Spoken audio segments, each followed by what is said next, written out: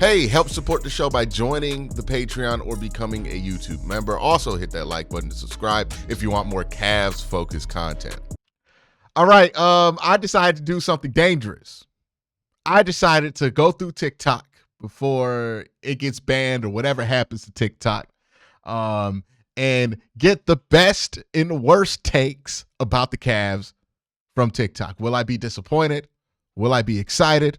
Will I be slightly annoyed? Is the Cavs scary? I mean, If you the green, are you scared of the Cavs? you got to take notice. But you said it all along. You said if the Cavs is going to take the next step, Evan Mobley got to become one of them guys. Not just fill in. He got to be one of the guys. You said it. Mobley is the third piece up there. He has to take the next steps as far as not just developing his bag of offensive moves, but his rebounding, his strength. He needs to take the next step in transforming his body. He has another level to him. He got to go to the next level. He got to get a little meaner. This is what I think. Evan, you too nice, my dude. Start calling for that mouth. Throw that bitch down here. I mean, that's one way to put it, but he wasn't wrong. I mean, that's something we've been saying in Cleveland for a while. Is we need Evan to be more aggressive, right? We need Evan to take advantage of the opportunity he gets to score the basketball. And now we're seeing Evan Mobley up his points per game, by 3 or 4 points when he's averaging less minutes than he did before. Well, how do you average more points in less minutes? More aggressive. And you're more efficient. You're making more of your shots, getting more of a bag. So KG, I mean, he saw it, and it's funny because that's a player that a lot of people comped Evan Mobley too early, him and Tim Duncan. Is the Cavs scary? I mean, if you the green, are you scared of the Cavs? Next steps as far as not just developing his bag of offensive. It's down here. And now that I'm seeing what he's doing, he must have heard what you said, because that's what it looked like. You heard it, Pete? I think he heard what you said. You was on him, but in a good way, but you was because you know what his potential. Encouraging. You knew, you could see it. You can see something people couldn't see. Is the Cavs scary? All right, that was a good take. It was a pretty reasonable conversation between KG and Paul Pierce. Pretty solid analysis. Let's go ahead with this next guy. I think he's mad at LeBron. One of my resolutions for this year going into 2025, I was like, you know what? LeBron James is 40. He's not going to be around in the NBA for much longer. Let's enjoy him while he's here. Let's watch. Let's enjoy it. And let's not have any more LeBron James slander. And I was really going to do that. I was looking forward to it. But then this came out. Wait, your New Year's resolution was to not hate on LeBron James?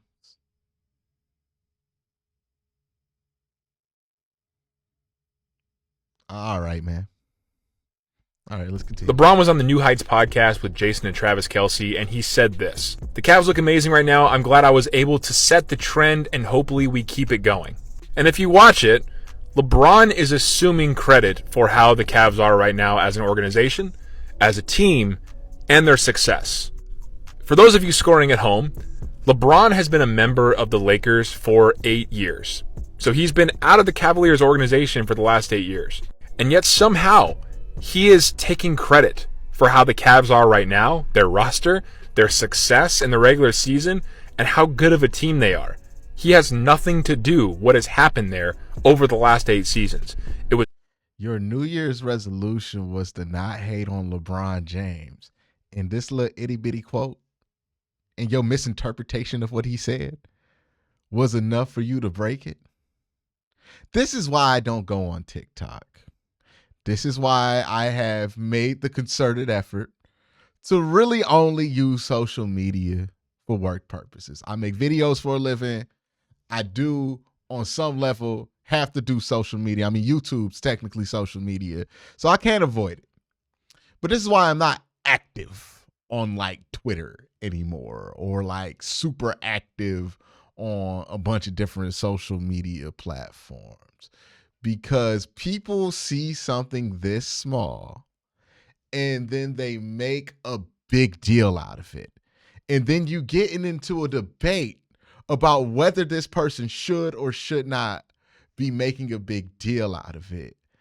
And all of this conversation whether LeBron was trying to take credit for something or not, it's meaningless. It's just meaningless, waste of time, rage bait stuff here, right? And if I even want to engage with the point, because I really don't, but this whole point about LeBron, he's taking credit for where the Cavs are right now as an organization. Does he deserve to do that? He's LeBron James. Yes, he does.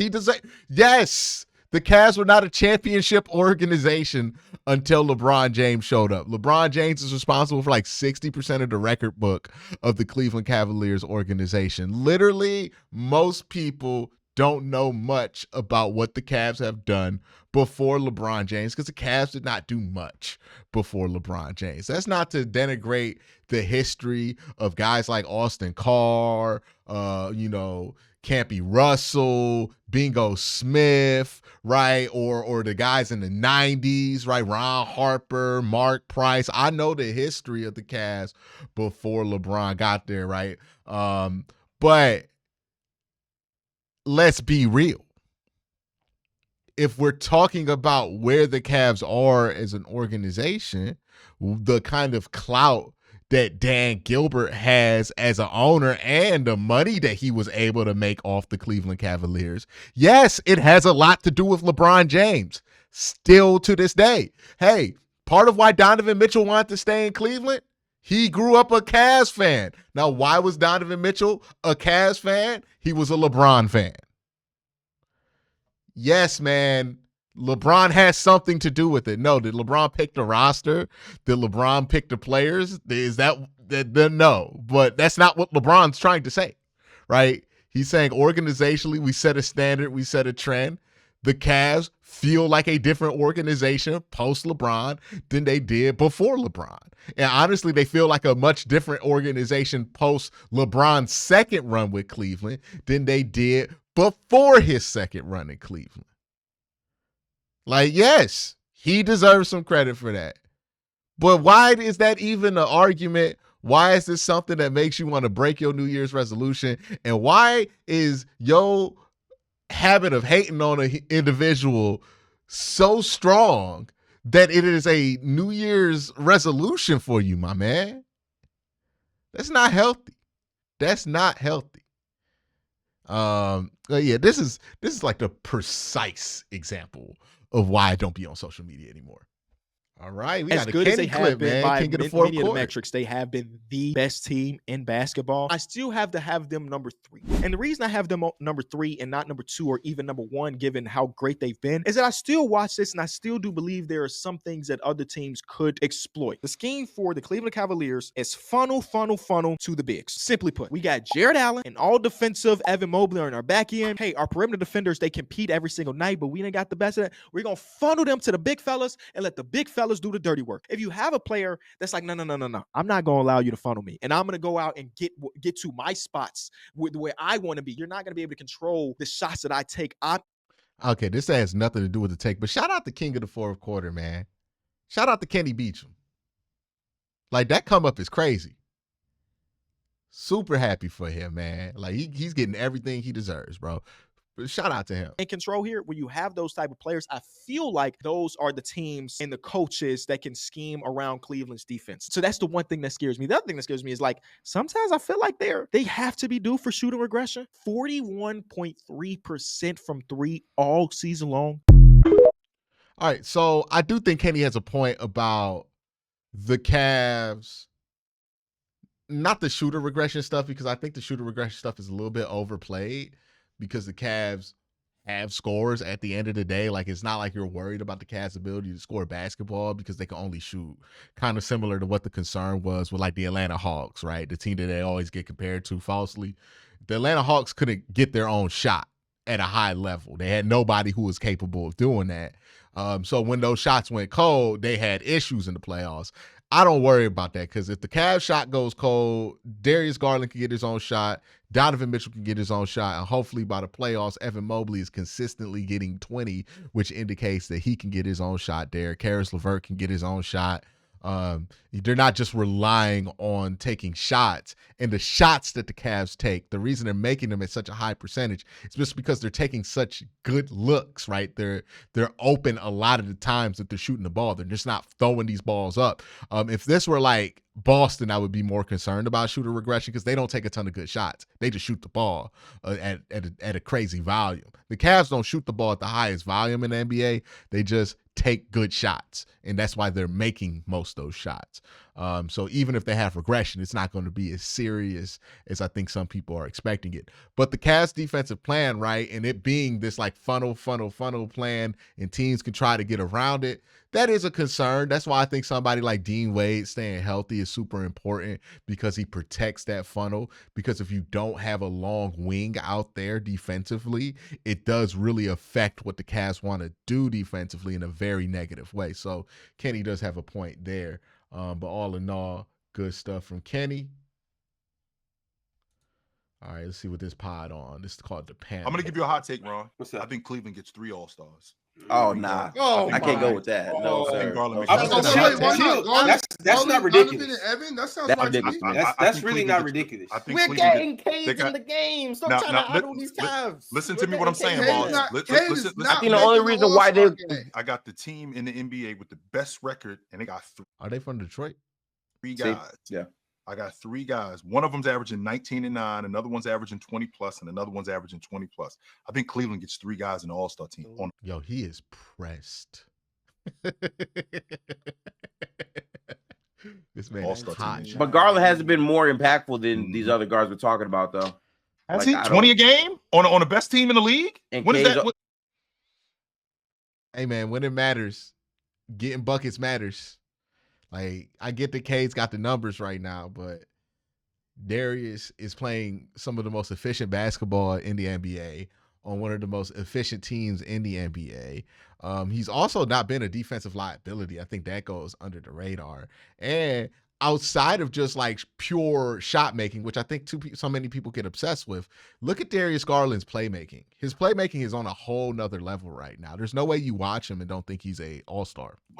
When is that not happening? He's averaging like 24 and 9 and 8 or something like that. Right. This is why I try to tell you guys winning matters. Garland ain't making it over. Garland not getting the buff over there. Yo, trying to hit extra All-Stars to get Cade off the team. I'm not trying to do that, Mars. I'm not. We accept the best team in the league. Mitchell and Mobley, cool. I'm fine. Mitchell and Mobley, they deserve it. Cool. Garland's playing at All-Star level. I get it. They ain't getting 3. Meanwhile, Cade out here not making an All-Star. Bro, you Yeah, I don't get the crash out over Cade. Like, Cade's gonna have plenty of opportunities to make the All-Star team. And look, he might, but right now the Cavs have not just the best record in basketball, but one of the best records in basketball history at this point. So the idea that they're gonna get 3 All-Stars, I mean, that's not crazy. They're 34-5. Like, they should have at least 3 All-Stars. I don't know why the reaction was that. All right, this one comes from Nate. Is that Nate Raw? Is that how that's said? All right, man, let's see what you got. In the midst of the Cavs Thunder matchup, seeing huge success for the NBA and them pushing the rematch on January 16th that we all should be watching because it's going to be another great set of hoops. I don't want anyone to let the NBA media forget how they failed the Cleveland Cavaliers, because I remember how NBA media was talking about the trade with the Cavs. I remember how they talked about him all the way up to him re-signing with us. They were so hard-pressed to make this man a Knickerbocker or some other major market. Hit the hard K with that one, though. Because I remember how NBA media was talking about the trade with the Cavs. I remember how they talked about him all the way up to him re-signing with us. They were so hard-pressed to make this man a Knickerbocker or some other major market player instead of letting him get the chance and opportunity to see that, like we eventually do, that this team had a lot of potential. The organization was smart and had a lot of potential to build around him. And that the story should have been about how this all NBA player not only grew to love the city of his favorite childhood basketball team, but how that team also developed their young talent and properly built around him so he could step up as a leader that he's become from. Yeah, that's the thing that's like weird, that I'm kind of surprised the NBA media machine hasn't pushed further. Donovan Mitchell grew up a Cavs fan. Like a LeBron fan for sure, right? Like he was in New Jersey rocking with the Cavs. None of his family from Cleveland. Like it wasn't like he was like born a Cavs fan because he loves Cleveland. But he was a LeBron fan. There's a picture of him rocking a Cavs jersey. The media loves that kind of stuff. Oh, look at him breaking all of LeBron's old record. Like that feels like a fun thread that people could get attached to. But like they were so caught up in the whole, he's going to go to Boston. He's going to go to New York. He's going to go here or there to this big market. He's going to go join LeBron in LA. That like they never focused on, hey, what's interesting about him being on Cleveland? Because there are things that you can do to make any team interesting. It's more about, are you willing as a league to put the marketing effort into that? And that's where I think the NBA has failed itself, because they have decided no matter what the records are, no matter what's going on in the regular season, we're going to push different names, right, that we think you're going to care about. We're going to show you the LaMelo highlights. We're going to show you the Zion first game back. We're going to get you excited about Kawhi, right, even though now he's at a point of his career where he's not very, like, useful because he's not on the court much and he's older, right? We're going to get you excited about these big legacy names. Oh, what's Steph doing, right? But not really talking much about what's going on in the regular season, because the names that you're selling aren't the ones producing in the regular season. And then you get to this point where you get the Cavs in Oklahoma City coming into these games with like this incredible record. And it literally takes these two having one of the best regular season contests you've ever seen for the NBA to get its act together. And like, shout out to the Oklahoma City and the Cavs for playing so well that the NBA got their act together. But it shouldn't take that much, right? And shout out to Real Hoops, because the Cavs Oklahoma City game, I heard that did very well in the ratings. And it just shows, hey, if you build it, people will come. If you put together compelling regular season matchups and you put them on on national TV and you sell it properly, people are gonna want to watch it. Because at the end of the day, the reason people feel like the regular season doesn't matter is because we keep putting on regular season games nationally that don't matter. But there are a lot of regular season games that do matter, especially for the up and coming teams in the NBA that aren't super established, that don't have the big names, that are just trying to ring chase. Those are the teams that are going to play the most meaningful regular season games. Those are the teams that if you put a camera in there and they playing a big regular season game, it's going to feel like a playoff game with how the crowd acting. And if you pump that up, you can gas it up with a little bit of hype and some promo, then you got gas. But NBA sometimes gets in their own way. Would potentially love the city of Cleveland and the other sports teams around it, because seeing this man do keg bowling in the Muni lot for Browns games, waving the rally towel at Guardians games, and out here tweeting out OHIO for the Ohio State game last night, and y'all mean to tell me this man ever was gonna leave? And the Cavs, along with the Thunder, have some. Hey, Donovan Mitchell's pander game, Joe Hayden level. I gotta respect it. That man tweeted out OHIO like he went to Ohio State. Well, we know that man went to Louisville. Hey, strong pander game. Strong. I gotta respect it.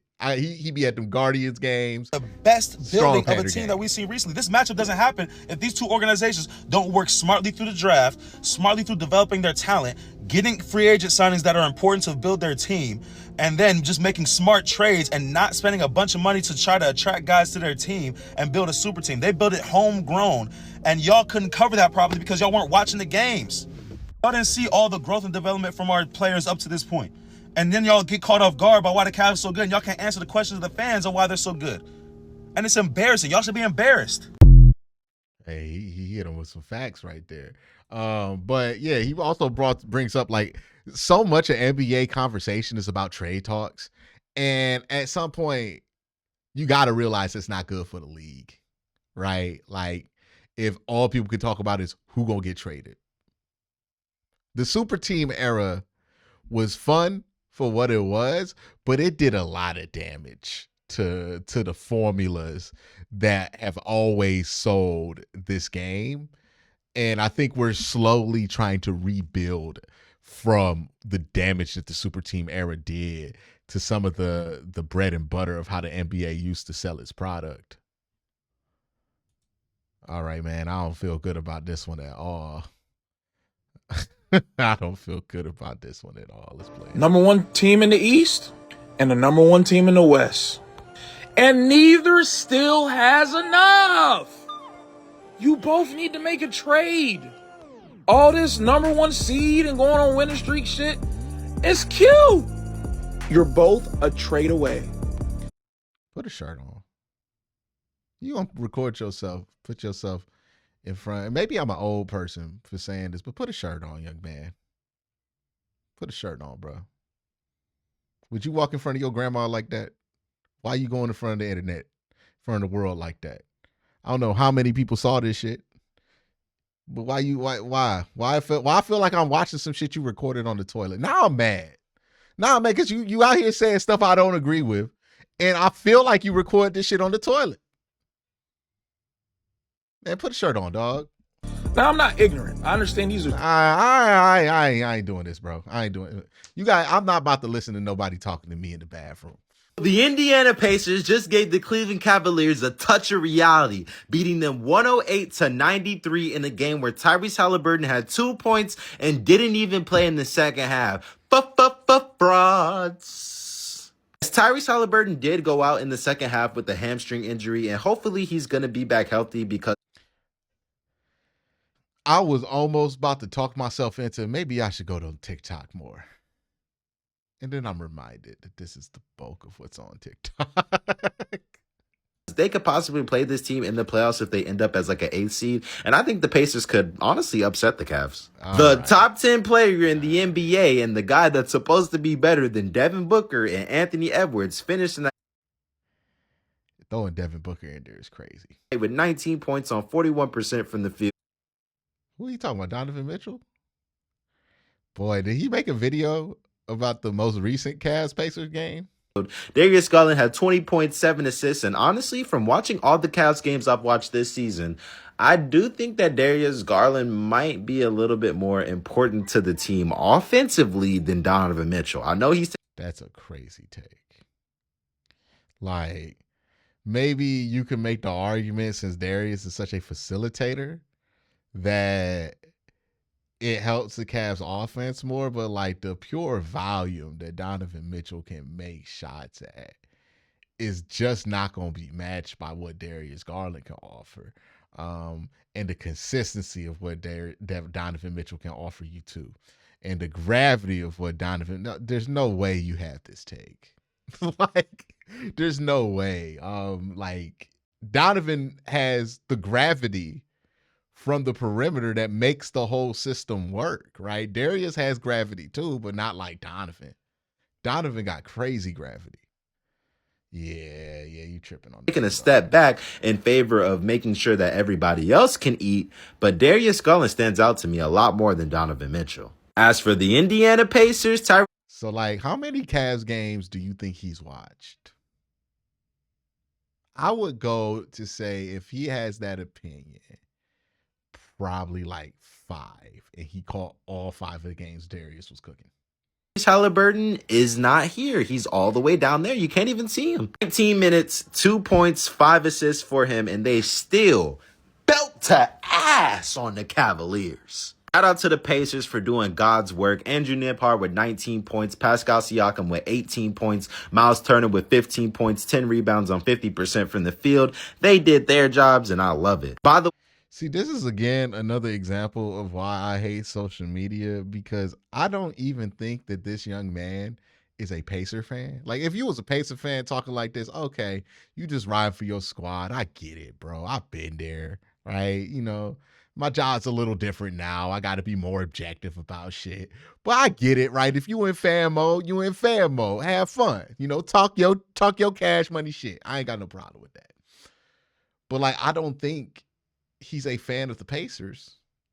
I think he just doesn't like the Cavs, and that's his fandom. Like, his fandom is hating. Yeah, social media is just not for me, man. Like, I don't know. I couldn't.